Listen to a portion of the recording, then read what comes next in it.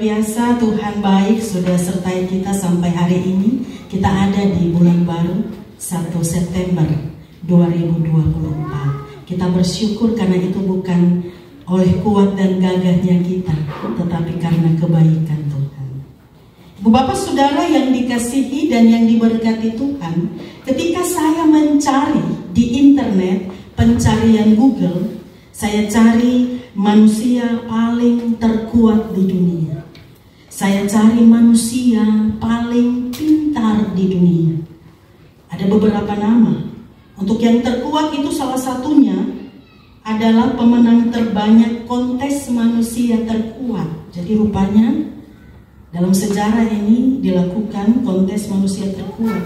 Dan yang pemenang terbanyaknya itu bernama Mariusz Pudzianowski dari Polandia. Sedangkan untuk yang terpintar, salah satunya itu adalah William James Sidis dengan skor kecerdasan intelektual atau IQ paling tinggi 260. Ibu Bapak Saudara yang dikasihi Tuhan, manusia memandang, menilai, memahami ukuran terkuat itu dari segi fisik ya. Manusia melihat ukuran hikmat itu dari segi kecerdasan otak, kecerdasan intelektual. Itu hikmat manusia. Nah, Bapak Ibu Saudara, mengandalkan hikmat manusia, mengandalkan kekuatan manusia tidak cukup untuk kita menjalani hidup ini. Buktinya kita ada sampai hari ini. Walaupun beberapa waktu ini hujan, banjir, longsor, tapi Tuhan masih pelihara kita yang sakit dalam pergumulan, dalam masalah-masalah hidup. Tuhan masih pelihara kita. Kita mampu melewati semua itu karena kekuatan hikmat Tuhan. Kalau kita sendiri tidak bisa, Ibu Bapak Saudara. Nah, jemaat Tuhan, hari ini tema kita dari Sinode GKI di Tanah Papua adalah Allah sumber hikmat dan kekuatan. Allah sumber hikmat dan kekuatan. Ibu Bapak Saudara, istilah hikmat ini dari kata hakam yang berarti arif. Jadi kalau kita dengar kata hakim, itu berarti hakim juga harus hakam. Nah, Daniel sendiri namanya berarti Allah adalah hakimku. Luar biasa ya Ibu Bapak Saudara. Daniel ini salah satu pemuda pilihan bersama para pemuda lainnya yang dibawa ke Babel di kurang lebih tahun 600-an sebelum Masehi, dan terpilih menjadi orang-orang yang dipandang berhikmat.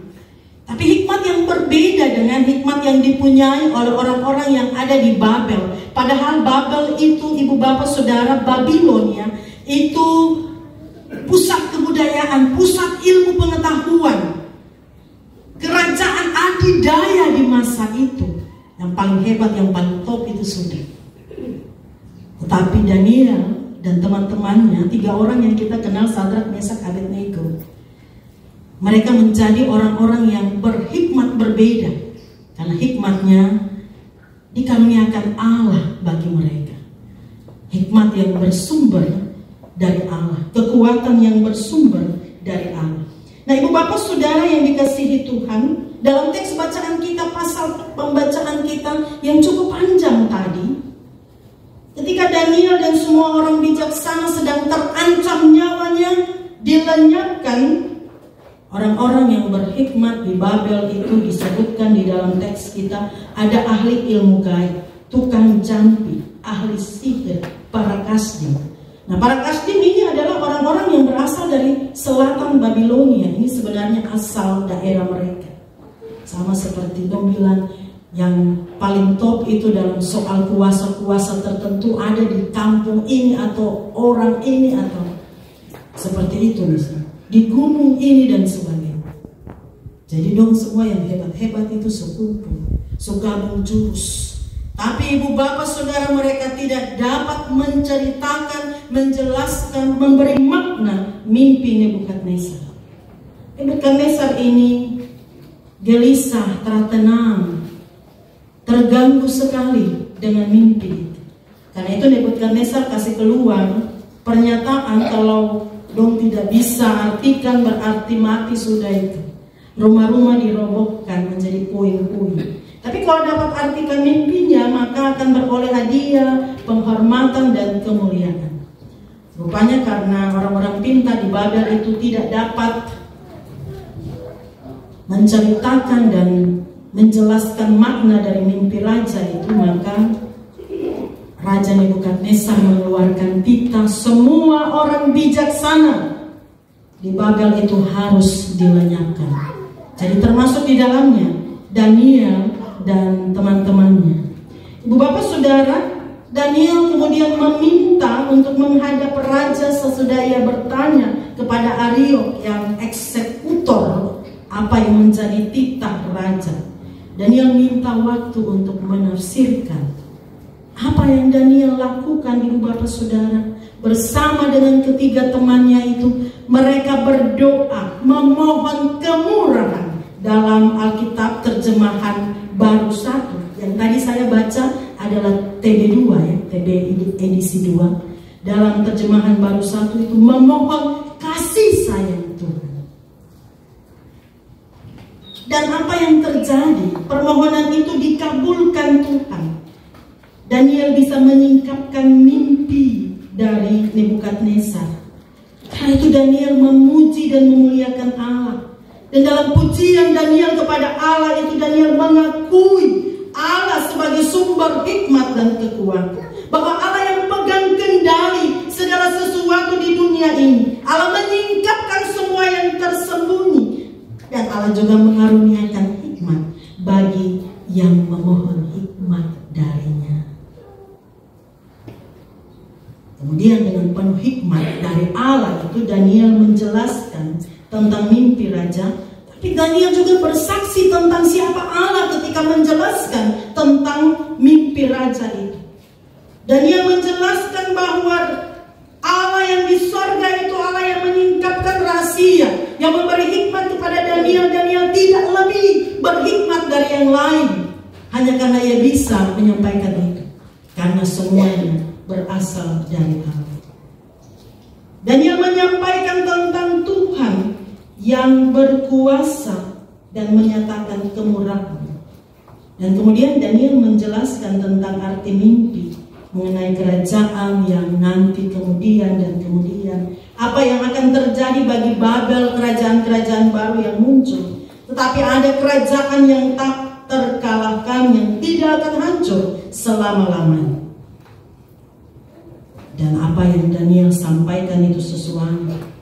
Raja Nebukadnezar sujud kepada Daniel, seorang buangan di Babel. Ia memberi persembahan tapi juga memberi kekuasaan. Raja itu mengakui Allah Israel yang disembah Daniel. Dan Daniel dapat berkat jabatan, tinggal lagi di istana. Teman-teman juga dapat bagian, dapat jatah dari pemerintahan wilayah diberikan untuk Sadrak, Mesak, Abednego. Bapak saudara yang dikasihi Tuhan, menjalani hidup sampai pada September 2024 dan sepanjang perjalanan hidup kita, pertanyaannya untuk kita, kepada siapa kita menggantungkan hidup kita? Kita bilang Tuhan, tapi benarkah begitu? Jangan-jangan hanya pada kekuatan kita, atau kepada seseorang, atau kepada sesuatu, atau kepada jabatan dan kedudukan kita. Ingat ibu bapak saudara, semua yang ada di dunia ini sementara, fana, tidak ada apa-apanya. Tadi di dalam mimpi Nebukadnezar, batu kecil saja itu yang terungkit bisa kasih hancur, mulai dari tanah liat sampai emas. Tak ada yang lolos. Jadi ibu bapak saudara yang dikasihi dan diberkati Tuhan, mari kita lihat sekeliling kita. Kita mungkin ada dalam pergumulan, karena banjir, karena longsor. Ada orang-orang yang sedang ada dalam bencana, pergumulan hidup yang berat, kecelakaan, perang.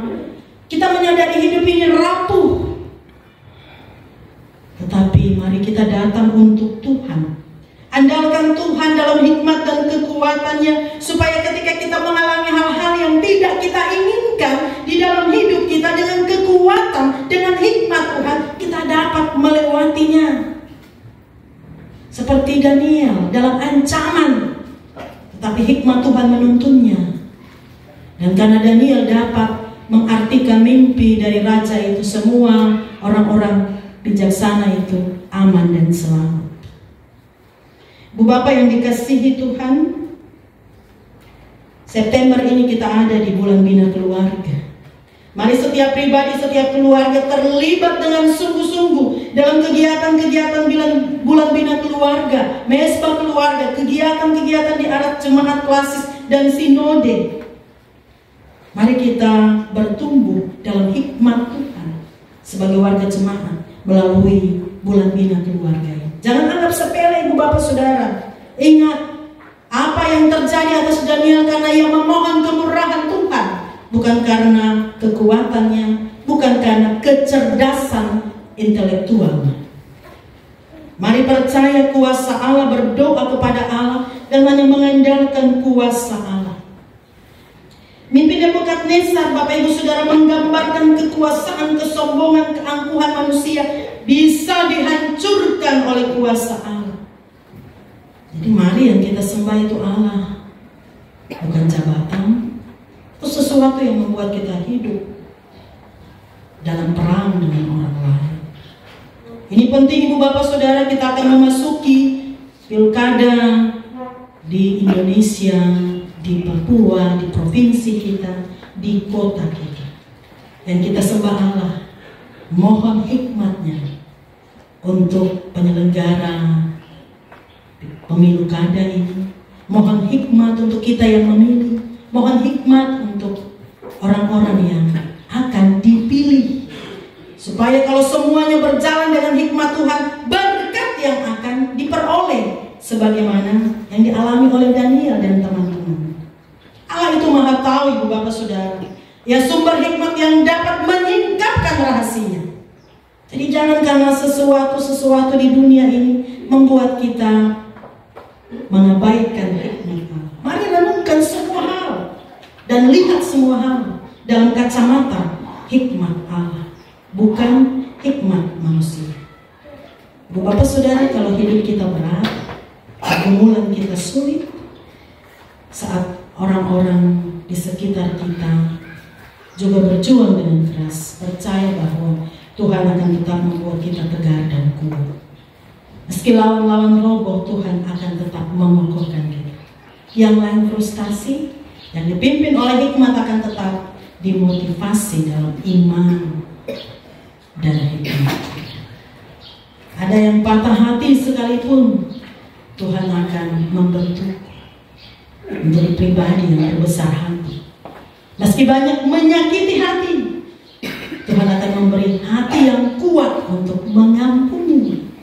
Dan meskipun terjatuh, Tuhan akan menopang, karena tidak akan terjatuh sampai tergeletak.